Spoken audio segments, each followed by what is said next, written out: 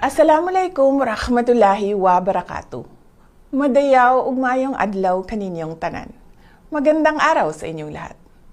Aking ipinapaabot ang aking taus-pusong pagbati sa bawat Pilipino ngayong Pasko. Sa ating pagsariwa sa diwa ng Pasko, tayong lahat ay tinatawag upang maging mapagpatawad, bukas palad, at mapagmahal sa ating kapwa.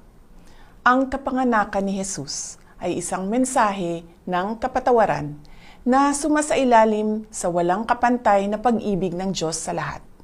Gamitin natin ang kanyang halimbawa bilang inspirasyon sa ating pakikipagkapwa, lalo't higit sa ating pamilya at mga minamahal sa buhay.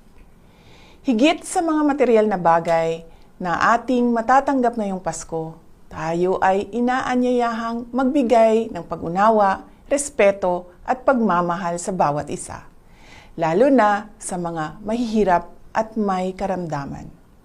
Ito ang tunay na diwa ng panahong ito. At ito ay isang paalala sa ating lahat, hindi lamang ngayong buwan ng Disyembre, kundi sa lahat ng araw. Muli, ipinapaabot ko ang aking mainit na pagbati sa bawat Pilipino saan mang panig ng mundo. Malipayong Pasko ug mabungahong bag-ong tuig kaninyong tanan.